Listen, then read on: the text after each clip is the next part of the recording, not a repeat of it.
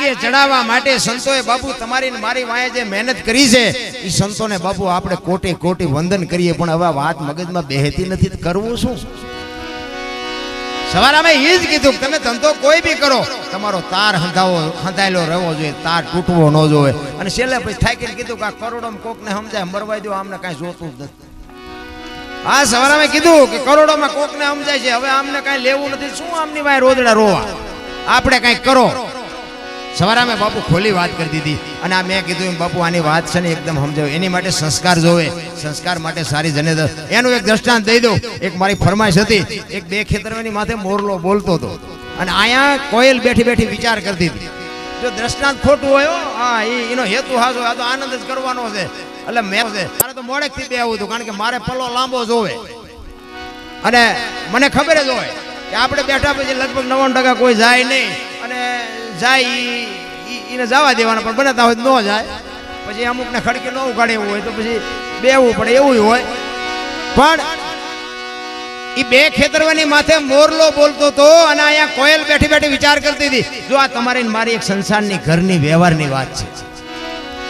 એટલે કોયલ વિચાર કરતી હતી કે આ સુંદર મજાનો અવાજ આવે છે, કોણ બોલતું છે? મને ખબર નથી, કારણ કે એને ખબર નહોતી મોરલાનો અવાજ છે. એ મોરલાને ઓળખતી નહોતી. સુંદર મજાનો અવાજ આવતો હતો, મોરલો કેહો કેહો બોલતો હતો. અને કોયલ વિચાર કરતી હતી કે આ અવાજ મસ્તીનો આવે છે, પણ આ વરસાદ આ ચાલુ છે ને, જો રહી જાય ને પછી મારે જોવા જવું છે. એ ઘડીક થયો ને મોરલો બીજી વાર બોલ્યો, પણ બીજી વાર બોલ્યો ને કોયલની કહો મડી તૂટવા કે આ વરસાદ રહી જાય તો સારું, મારે એને જોવા જવું છે. અને મોરલો ત્રીજી વાર જ્યાં બોલ્યો ત્યાં એને મનથી નક્કી કરી લીધું કે જે હોય મારે એના લગ્ન કરી લેવા. મનથી વરી ચૂકી. ઘડીક થયો ને વરસાદ રહી ગયો અને કોયલ મનાણી ઉડવા જે દિશા ઉપરથી અવાજ આવતો હતો, પણ કોયલ ઉડી અને અહીંયા ફૂગે એટલી વારમાં મોરલો અહીંયાથી ઉડી ગયેલો ને ઘુવડ આવીને બેહી ગયેલો.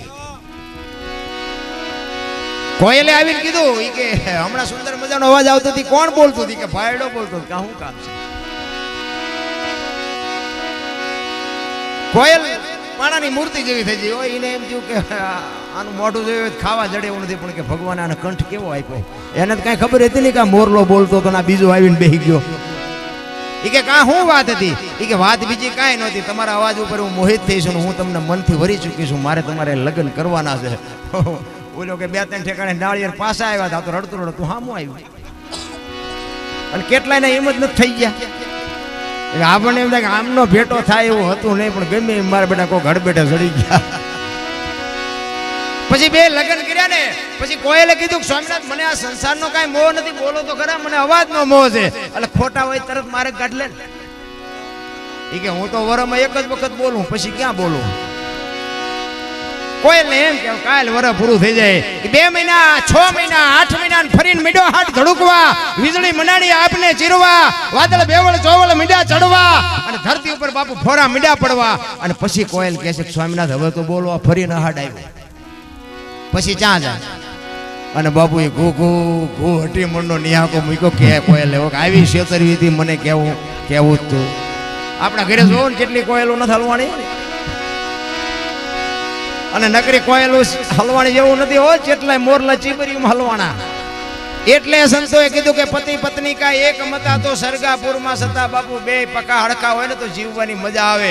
બાકી હવે ચીબરીયું જેવી ઘરે બાયું તમે આ બાપુ અમને હાથની હથેળીમાં રાખો અને અમારે અહીંયા ગામમાં આવ્યા હોય અને પછી એમ કહો ઘરે ભલામણા વરાણી અમે આવ્યા હતા આનંદ કર્યો, હાલો હાલો ઘરે ચા પાણી રોટલા સિવાય જવાતા છે.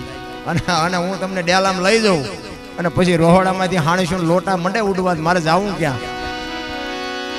એટલે મેં કીધું કે જે સફળ પુરુષો છે ને બાપુ એમાં એક શક્તિનો હાથ છે બાપુ. અને તમે વિચાર કરજો, એક સગાળશા વાણિયાનું સંતાન બાપુ ઊંદડું ન મારી શકે. તમે વિચાર તો કરો, હગી જનેતા પાસે દીકરાને કપાવ્યો હોય છે, કેવું ચિત્ર થયું હોય છે. તેથી વિચાર કરજો, એ 2 માણસના ખોળિયા જુદા હશે ને જીવ એક હોય ને તારે બાપુ આ પતે અખિલ બ્રહ્માંડનો માલિક. તેથી બાપુ સગાળસાની ઝૂંપડી આવીને એમ કહેતો હોય કે માટી ખાવી છે ને માણાની માટી. અને તેથી કેલૈયો નિહાળે હોય ને બોલાવવા માટે મોકલે. અને બીજું રૂપ લઈ અને ભગવાન હામો મળે કેલૈયાને. અને કેલૈયાને કહે છે કેલૈયા ભાગી જા, તારા ઘરે એક બાવો આવ્યો છે, તારી માન તારો બાપ મારવાના છે ને તને રાંધવાનો છે. તેદી આ ભારતનો 8-10 વર્ષનો દીકરો એમ કહેતો હોય બાપુ બાપુ ભાગું તો મારી ભૂમિકા લાજે ઈ બોરિંગ ઝીલે ને ભાર મેરું સરીકા ભલે ડોલવા લાગે આકાશનો આ ધાર મેરામણ ભલે માજા મૂકે આ કેલૈયો બાપુ સત ન ચૂકે મારી માન મારો બાપ જો મને મારતા હોય અને મારી માટી જો એક સાધુ જમતો હોય તો આવું જહનું મોત મારે જવા ન દેવાય તમે જાતા હો અહીંયા જાઓ બાપુ આ ભારતના સંતોના ઇતિહાસ પડ્યા છે વાણિયાનો દીકરો બાપુ ઉંદરડું મારી શકે તમે વિચાર તો કરો કેવા માર્ગે સીડ્યા છે આમ દીકરાને લઈ આવે નવરાવી ધોરાવી નવા લુગડા પહેરાવી આંખમાં મેં સાંજી અને ચંગાવતી બા આ દુનિયાની બાપુ ભારતની આર્ય નારી ભગવતી જગદંબા જોગ માયા આમ સગાળસા બાપુ હાથમાં તલવાર લઈને ઉભો છે અને બાપુ દીકરાનું બાવડું પકડીને માં ચંગાવતી આવે અને આમ ભગવાન બેઠો છે અને આમ બે તૈયારી કરીને એટલે ભગવાન કે ઉભા રહ્યો તમારી આંખમાં આહુડું છું પણ જો રૂવાડું છે જે ઠરડું થાય તો હું ખાઈશ નહીં હોય કે અને તેથી આ જગતજનની માં કહેતી હોય ઈશ્વરને પ્રાર્થના કરતી હોય હે દીનબંધુ દયાળુ એક માની મમતા અંદરથી જાગવા ન દેજે મારી આંખમાંથી આહુડા પી જવા દેજે પડવા ન દેજે નકર મારા દીકરાનો મનખો બગડી જાય બાપુ કેવી જનતા ઈ વાત કરતા વાર લાગે ને સગાળસાને એમ કે કોની રાહ જો એક ઝાટકો મારીને બાપુ ચાકડેથી પીંડો ઉતારીને એમ માથું ઉતાર્યો ભગવાનનું કાળજું થડકો સૂકી ગયું અરે તારી ભલી થાય તારી આમને તો દીકરો કાપી નાખ્યો અને બટાકા સુધારીને બાપુ રાંધીને 32 ભાતના ભોજન પીરસે બે માણા વીંજણો ઢોળવા માંડ્યા બાપુ જમી લ્યો શું ભારતના સંતોની વાતો બાપુ કરવી અને ક્યાં જઈને કરવી બાપુ વાતો તો ઘણીએ પડી છે પણ ગરાક તો હોવા જો નાખવું ક્યાં વાડમાં ખાનારા નથી મળતા ખાનારા હોય તો અને બાપુ ખાવું ને સાચી વસ્તુ તો મેં હમણાં કીધું એમ જીરવાતું નથી શું ખવડાવવું પાણી પૂરી નકરી ખાવી છે હવે એમાં આ ઘી ક્યાં હજમ થાય વાત ત્યાં આવી અત્યારે તમે જુઓ ને બાબુ એક 50 લાખની દુકાન લઈને દીએ ધંધો કરવાની ન કમાય મારો દીકરો લારી રાતે 10 વાગે ઢળીને આવ્યો અને તમે જુઓ બગડાટી બોલતી હોય ખોટું જ ખાવું બધાને લ્યો મરો કરોડોપતિના દીકરા અહીંયા ગટરો માથે બેઠા બેઠા ખાતા હોય બાપુ સંસ્કાર એમ ન મળે ખોટી વાત છે ઈ થાળી પીર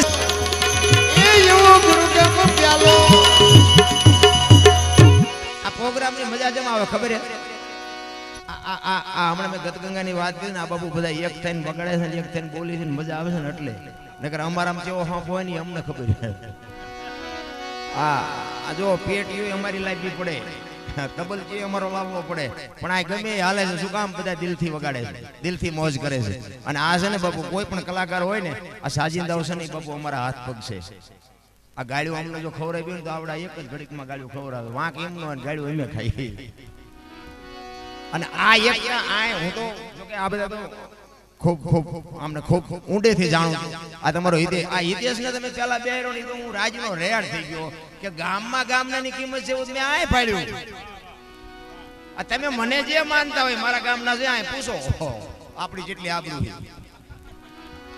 ખરેખર ધન્યવાદ આ હિતેશને જો કે અમારા ગામમાં અમે પ્રોગ્રામમાં લઈ ગયા 2-3 વાર લઈ ગયા હતા અને અમે બીજે ઘણી જગ્યાએ ભેગા બેઠા છીએ અને હાવ નાનો શરૂઆત હતી ત્યારે પણ અમારા ગામમાં લઈ આવ્યા હતા અને એને જે પહેલો વિવેક કર્યો ને એ હું ગામ આખાને ધન્યવાદ દઉં છું ખરેખર આનંદની વાત છે અને બાપુ આ એક કળા હોવી જોઈએ કે આપણા ગામનું ગૌરવ બીજા ગામમાં જાય તો બાપુ નામ કોનું ક્યાં ગામના છે પછી ભલે ને 18 માઇલ પર હતા ભાઈ આ દીકરો ગાય છે એ વરસાણીનું છે આખા ગામનું બાપુ નામ ઉજળું કરતો હોય એને બાપુ ખરેખર તો કંઈક માનપાન હોવું જ જોઈએ હું ખરેખર રાજી થયો છું હું કોઈ વખાણ કરવાની વાત નથી કારણ કે હું કઈ ધારણ પારું છું નહીં હું કઈ વખાણ કરું તમારા ગામડાને કંઈક દઈ દેજો ના એવી કઈ વાત જ નથી આપણે આનંદ જ કરી છે આપણે મોજ કરી આપણે કઈ પૈસા લેવાનો ધંધો નથી કર્યો અને આ ભજન તો મને થોડુંક નક્કી થયું ને કે આ માર્ગે ચડાય ધંધા બધા કરી લીધા છેલ્લો આ એક જ વધ્યો છે અને લખવું એટલે લખી લેજો આમાં બાપ ને દીકરી બે શકે આ માન બાપે બે શકે અને માન દીકરો બે શકે બાકી હવે આના સિવાય કઈ વધ્યું નથી લખવું એટલે લખી લેજો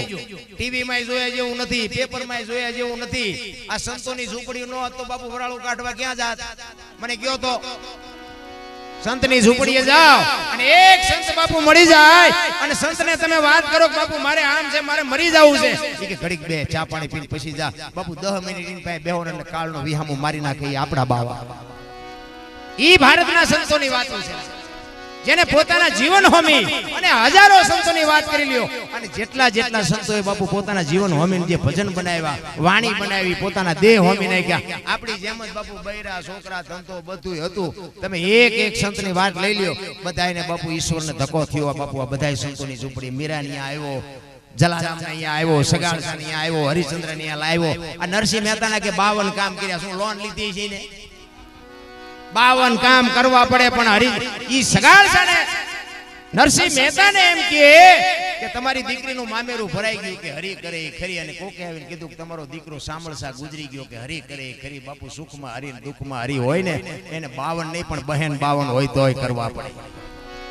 પણ એનો તાર બાપુ એની હારે રહેવો જોઈએ. ધંધો તોય બી કરતા હોય, કારણ કે આ દેહની વાત છે. એની માટે બાપુ સદગુરુ સિવાય તમને આ પતે નહીં. હું આ ગમે એવી ડે વાતો કરું કઈ મારી પાસે એવું હોય નહીં. કારણ કે એટલા માટે વાણીમાં એવું કહે છે કે લક્ષ્મણ કાચો પારો જાણજો, જેવા તેવાથી જીરવો ન જાય. વસ્તુ છે મોટી ને પાત્ર છે છોટા, આ ઠામ વિના ન ઠેરાય. એની માટે પેલા આપણે ઠામ થવું પડે તો મારી પાસે રે. એટલે આખી રાત તમે વાહ વાહ મજા કરો, ભારે મજા આવી, ભારે મજા આવી. હવારે પૂછો કે બોલતા જ ભારે, પણ યાદ કઈ ન રહ્યું. હોરે હોરું જાય, આ સોખી સોખું છે, ખાવાની આદત નથી.